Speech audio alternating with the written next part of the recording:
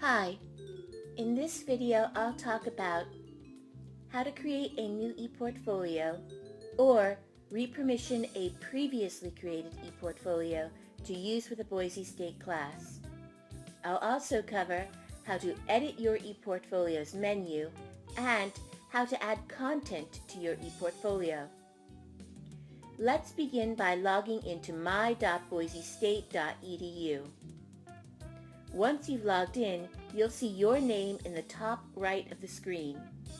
Open the pull-down menu next to your name and choose Edit My Resources.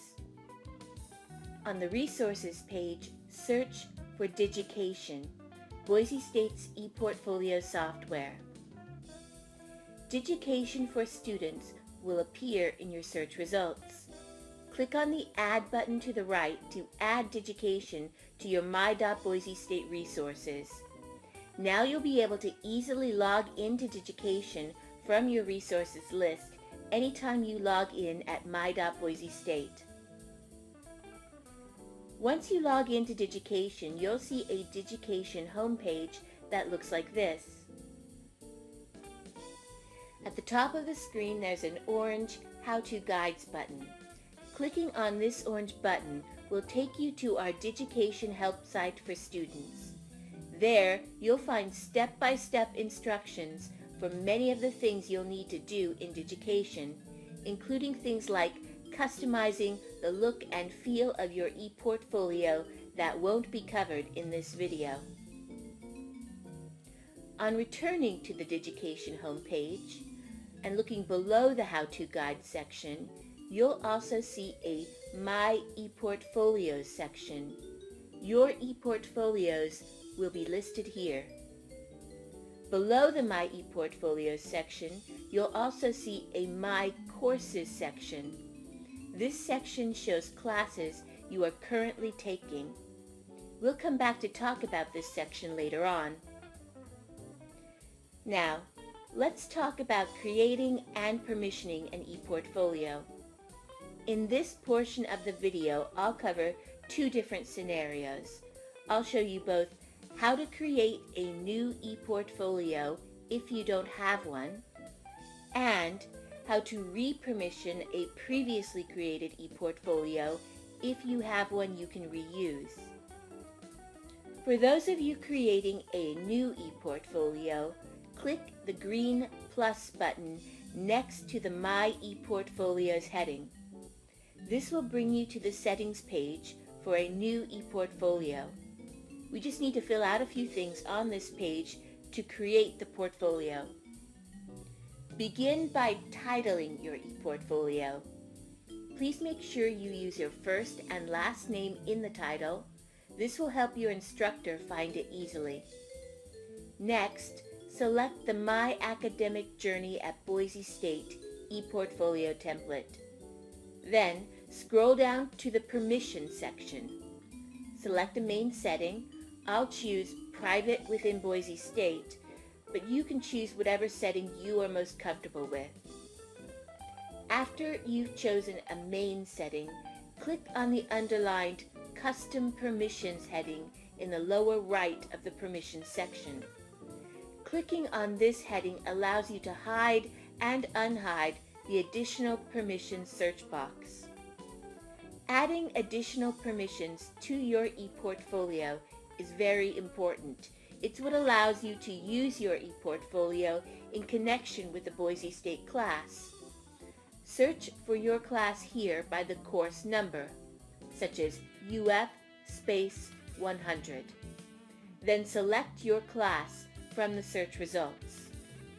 Once you've selected the class, two new permissions lines will appear beneath the additional permissions search box, one for the faculty and one for the students of your class. Adding these permissions lines will change where your ePortfolio appears for Digitation viewers and give the faculty and students of your class the ability to view your ePortfolio more easily. After you've added the two additional permissions lines, there's just one more setting to select. That's the tagging setting in the section below. Select Allow tags by all editors. You can now scroll down to the bottom of the settings page, leaving the ePortfolio comment settings at their default selections. If you ever want to change any of your settings later, you can always return to edit this page. Finish by clicking Create New ePortfolio at the bottom left of the page. In just a moment, you'll be inside your new ePortfolio pages. Now that I've shown those who didn't have an ePortfolio how to create one, let's pause for a moment. I'll now address quickly just those students who already have an ePortfolio and talk about how to re-permission one that's previously been created. To model that, I'll return to my Digitation homepage. Once I'm back on that homepage, I can open up one of my previously created ePortfolios. Inside my old ePortfolio, I'll click on the Portfolio Tools tab and go to the Portfolio Settings page. There, I can scroll down to the same permissions section we just looked at when creating a new ePortfolio. Click on the Custom Permissions heading. Search for my class in the Additional Permissions search box. As before, I'll just select the search result. Then I'll have two new permissions lines for the faculty and students of my course. There, I'm all set. I just need to go down to the bottom of the page and click the Save button. I can now use this old ePortfolio in conjunction with a new class. If my old ePortfolio doesn't have a My Courses section within it, though, I may need to add a new section for the content from my new class. To do that, I can click on the Add Edit tab next to View Sections on the main horizontal menu. Then I'll select Add a Section, type the name of my new section, and select Save. I now have a place for my new content in my old ePortfolio. Now that we've shown those who already had an ePortfolio how to re-permission and edit it, let's return to the new ePortfolio we created before. It's now time to edit the menu of this new ePortfolio. The template we used creates ePortfolios with a My Courses section. Click on that My Courses section and you'll see a submenu that's pre-populated with some courses most students take here at Boise State. For example, this submenu has an Intellectual Foundation section where students can put content from their UF 100 courses. To do that, click the Add Edit tab next to View Pages at the top of the My Courses submenu. In the Add Edit mode, I can edit the generic Assignments page that's located beneath the Intellectual Foundation's menu heading. I can do that by clicking on the pencil and paper icon next to the assignment's title. I'll retitle this page UF 100 Prezi and click Save. After editing the page title, go back to the View Pages mode and navigate to the new page. Doing this will signal to Digitation that the next pages that you add should go below the page you have navigated to. So to add a second page below UF 100 Prezi, I can now go back to the View Edit tab and choose the Add Page button, type a new title, and click Save. If Digitation doesn't understand where to add a new page, it will always put the new page at the bottom of the submenu. So look there if your page doesn't appear where you expect it to. And don't worry if that happens. You can always hold down the mouse button on any menu title to drag and drop the title within the menu to the spot where it should be.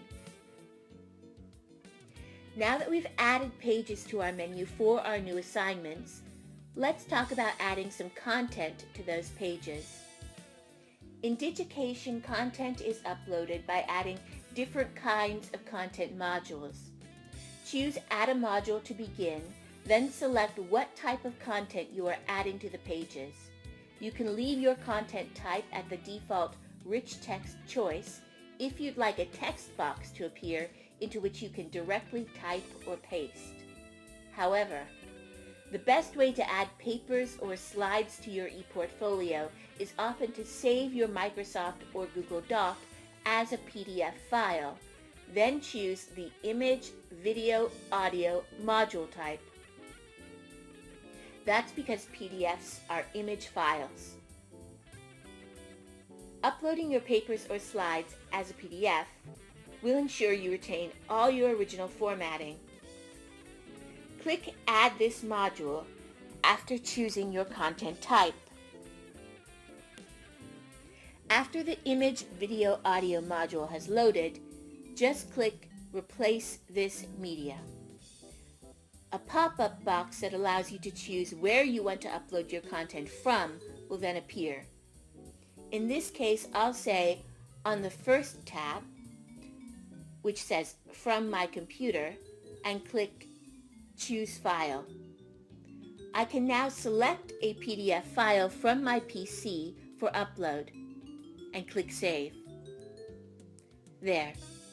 I now have a PDF on my ePortfolio page. If, instead of uploading a PDF, you would like to upload a Prezi or video from a third-party site, you would upload the same type of image, video, audio module and choose a different source to demonstrate. I'll again click Add a Module. Select Image, Video, Audio, and then click Add this module. After module upload, I'll click Replace this media, but this time I'll choose the third tab, Media from Web New. I can now go out to a site like YouTube or Prezi and copy the URL of an item I'd like to embed. I have a Prezi page loaded on another browser tab. So I'll go to my Prezi page on the web and copy the URL. Once the URL is copied, I'll return to Digitation, hit Replace this media, choose Media from Web New, and paste the URL in. When I click Save, my Prezi will be embedded in my ePortfolio page. At this point, I'm almost done demonstrating content upload. There are just a couple other things to note. The first is that you should never add content to your ePortfolio without an introduction. So I'll add a third content module to this page, this time a rich text module. Once I've done that, I can begin a brief introduction to the Prezi and paper I've uploaded. Here's my UF100 Prezi and paper. Let me tell you what I learned when creating them. The second thing to think about after uploading content is that there are some red bars across the top of the content modules I've added, stating, "This page has unpublished changes." This means that even though you've uploaded content, it's still in a draft state that's not viewable by others, even the people you've permissioned to view your ePortfolio, like your instructor. You can tell that's the case by going to the top of your ePortfolio page and leaving the Edit tab we are currently on. Click the Published tab to its right to see your ePortfolio how others see it. Here, you'll find the page is still blank, even though I've uploaded content. To fix that, I'll return to the Edit tab and hit the Publish This Page button, which appeared after I uploaded my content. Then I'll click Publish All Changes to tell Digitation I'm ready for others to see my work. Always remember to publish your content so your instructor can see it. And check the Publish tab after editing your ePortfolio to make sure your pages look how they should to others. We're almost done. Now that I've made these updates to my new ePortfolio, there's just one more thing I'd like to show you. I'm going to leave my portfolio and return to my Digitation homepage. At the beginning of this video, I showed you the My Courses section of the homepage, where you should see courses you are currently taking. Earlier, I added permissions to my new and old ePortfolios. I'm now going to enter the course that I permissioned. Inside the course pages, there are several tabs. I'm going to check the Course ePortfolios tab. On this tab, you can see all the ePortfolios who have added the course to their permissions. Here are the new and old ePortfolios I permissioned earlier. After you've set up your ePortfolio, make sure you check the ePortfolio tab inside your course and verify that your portfolio appears there for your instructor to see. That concludes this walkthrough. Thanks for watching this tutorial. I hope you enjoy using your ePortfolio.